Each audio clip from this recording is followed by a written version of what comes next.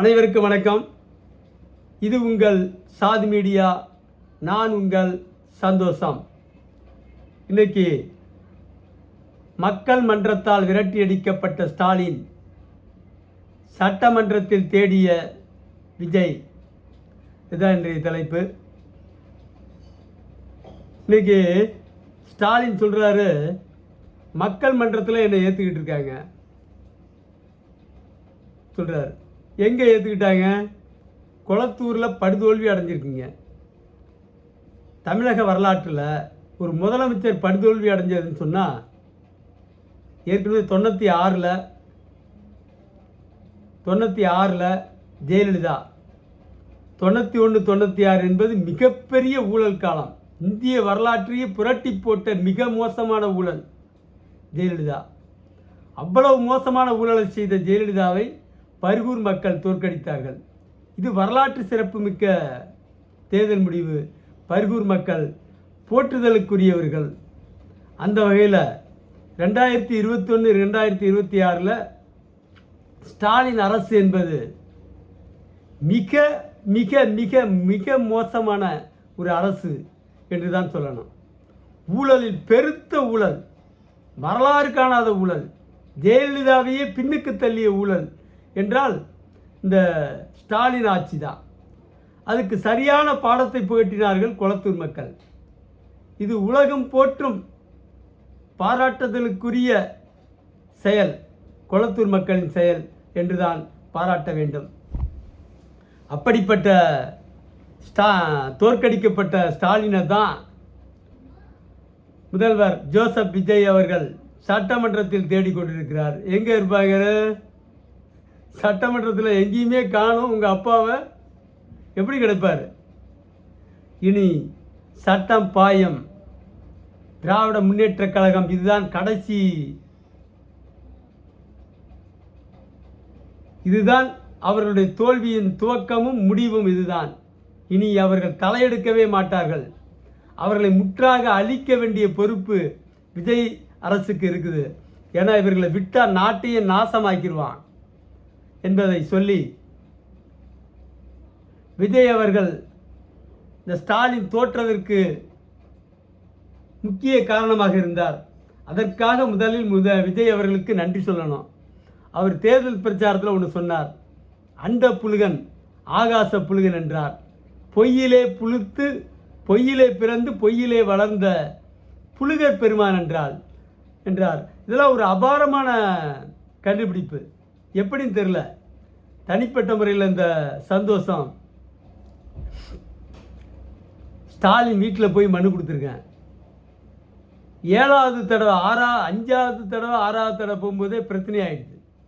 திரும்ப திரும்ப பொய்யா சொல்லிட்டு இருக்கான். போய் மல்லு கட்டினா ஒத்துக்க மாட்டேங்கிறான். 7வது தடவை போலீஸை வர வச்சு வா ஸ்டேஷனுக்குங்கிறான். மனு கொடுக்க வர்றதுக்கு எவனா ஸ்டேஷன் கூப்பிடுவானா? தலைமைச் செயலாளர் இறையன்பு ஒரு மூதேவி இருந்தான். அவனுக்கு 10 முறை புகார் மனு அனுப்பினேன். கவர்னர் RM ரவி அவர்கிட்ட 10 தடவை மனு கொடுத்துருக்கேன். நேரடியாக போயிருக்கேன் கவர்னர் மாளிகை. தமிழிசை சவுந்தரராஜனுக்கு 10 புகார் மனு அனுப்பியிருக்கேன். முதல்வரின் தனிப்பிரிவுக்கு அனுப்பியிருக்கேன். அறிவாலயத்தில் நேரடியாக கொண்டு போய் கொடுத்துருக்கேன். அன்பகத்தில் கொடுத்துருக்கேன். இந்த கலைஞர் ஸ்டாலின் வீட்டில் 7வது தடவை கொடுக்கும்போது போலீஸை வர வச்சு பா ஸ்டேஷனுக்குங்கிறான். தனத்தனையும் வர வச்சு அவன் 75 தடவை மாவட்ட அலுவலகம், ஒன்றிய அலுவலகம் மொத்தம் கொடுத்த புகார்களுக்கு 75 தடவை வெறும் பொய்யா சொன்னான் பாருங்க. உலகத்திலே இப்படி ஒரு புழுகன், அண்ட புழுகன் ஆகாச புழுகன், இது கலைஞர் எம்ஜிஆரை பார்த்து சொல்லுவார். மொத்தமும் பொருத்தமான புழுகன்னா இவன் கருணாநிதி ஸ்டாலின் தான். இத்தனைக்கு நான் அவன் கட்சியில் 30 வருஷம் கொடி பிடிச்சிருக்கேன். எத்தனை கட்சி கூட்டம் மாநாடு, எவ்வளவு காசையும் நேரத்தையும் செலவழிச்சிருக்கேன். வெறும் பொய்யா சொன்னான் கருணாநிதி ஸ்டாலின். அவனை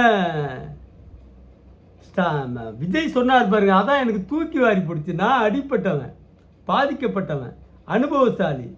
நான் அவனை அண்ட புழுகன் ஆகாச புழுகன்னு ஏற்கனவே பதிவு பண்ணியிருக்கேன். அதில் யூடியூப்பில் பதிவு பண்ணியிருக்கேன் காணொலியில். ஆனால் இதை இந்த விஜய் எப்படி கண்டுபிடிச்சாருங்கிறது தான் எனக்கு ஒரு பெரிய ஆச்சரியம். உடனே எனக்கு விஜய் மேலே அலாதியான மரியாதை கூடிச்சு. எப்படி எனக்கு அனுபவம், அவருக்கு என்ன அனுபவம் தெரியல எனக்கு பெரிய இதாக போச்சு. புலிகள்லேயே உலக புலிகன் ஸ்டாலின். அவனை தோற்கடித்தது கொளத்தூர் மக்கள். ஊழலில் உலக மகா ஊழல். இந்த கடந்த 5 வருஷத்தில் மட்டும் 15 லட்சம் கோடி சுருட்டியிருக்கான். உலக நாடுகள் முழுக்க கொண்டு போய் சுருட்டிட்டான், பதுக்கிட்டான். இதை கண்டுபிடிக்கிறதுக்கு இந்தியாவில் ஒரு தகுதியான அமைப்பு இல்லை. ஏற்கனவே போபர்ஸ் ஊழலை கண்டுபிடிக்கிறதுக்கு ஊழலுடைய தொகை 64 கோடி. அதுக்கு 1000 கோடி வரைக்கும் செலவு பண்ணி கடைசி வரைக்கும் கண்டுபிடிக்கல. காரணம், திருடனை கண்டுபிடிக்கிறதுனா எப்படி கண்டுபிடிப்பான்? திருடனவன் காங்கிரஸ்காரன். அதே காங்கிரஸ்காரனை கண்டுபிடிக்கணும்னா சோனியா கும்பல் திருடினது. அந்த சோனியா காந்தியை அவ அதிகாரத்தில் வச்சுக்கிட்டு திருடனை கண்டுபிடினா எப்படி கண்டுபிடிப்பா? அந்த மாதிரி இந்தியாவுடைய நிலை பரிதாபகரமாக இருக்குது. விஜய் அவர்களுக்கு நன்றி சொல்லி, இந்த ஸ்டாலின் தோற்றதில் எனக்கு ஏற்பட்ட மகிழ்ச்சி இருக்குது. அப்பா, நான் எந்த கட்சியும் சாராதவன். அப்பா அவங்க கட்சியில் இருந்த ஒரு 30 வருஷம், இப்போ எந்த கட்சியும் சாராதவன். எனக்கு ஏற்பட்ட மகிழ்ச்சி, இந்த மகிழ்ச்சிக்கு காரணமான விஜய்க்கு நன்றி சொல்லி, கொளத்தூர் மக்களுக்கு நன்றி சொல்லி, இந்த பர்கூரில் ஜெயலலிதாவை தோற்கடித்ததைப் போல கொளத்தூரில் ஸ்டாலினை தோற்கடித்ததன் மூலம் கொளத்தூர் வரலாற்றில் இடம்பெற்றுள்ளது. ஒரு ஊழல் பேர்வழியை தோற்கடித்த பெருமைக்குரிய தொகுதியாக இருக்குது. நீங்கள் தமிழ்நாட்டில் எத்தனையோ தொகுதிகள். இந்த விஜயபாஸ்கர்னு ஒருத்தவன் ஊழலில் பெருத்த ஊழல்காரன். செந்தில் பாலாஜி 100 கோடி ரூபா செலவு பண்ணி எம்எல்ஏ ஆகுறான். அவன் ஒரு ஆள். KN நேரு சில லட்சம் கோடி ஊழல் பண்ணி பெரும் சொத்து சேர்த்தவன் அந்த KN நேரு.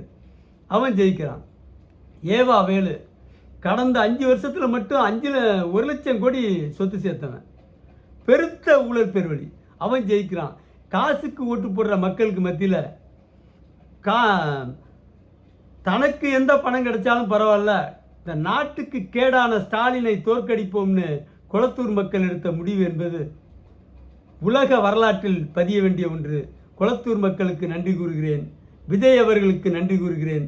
அவருடைய உண்மை முகத்தை, அதாவது உலக பொய்யன் கருணாநிதியின் மகனை அடையாளப்படுத்தியதற்காக உமக்கு மீண்டும் ஒரு முறை நன்றி கூறி விடைபெறுகிறேன். கொளத்தூர் மக்கள் சொல்கிறார், அவர் மக்கள் மன்றம் என்னை தாங்கி பிடிக்குது. எங்கே தாங்கி பிடிச்சது? மக்கள் மன்றம் உங்களை விரட்டி அடித்து விட்டது. ஸ்டாலினை மக்கள் மன்றம் விரட்டி அடித்து விட்டது. விரட்டி அடிக்கப்பட்ட ஸ்டாலினை சட்டமன்றத்தில் தேடினால் எப்படி கிடைப்பார்? விஜய் சட்டமன்றத்தில் தேடிக்கொண்டிருக்கிறார். மக்கள் இதை வேடிக்கை பார்த்து ரசித்துக் கொண்டிருக்கிறார்கள். மிக்க நன்றி, வணக்கம்.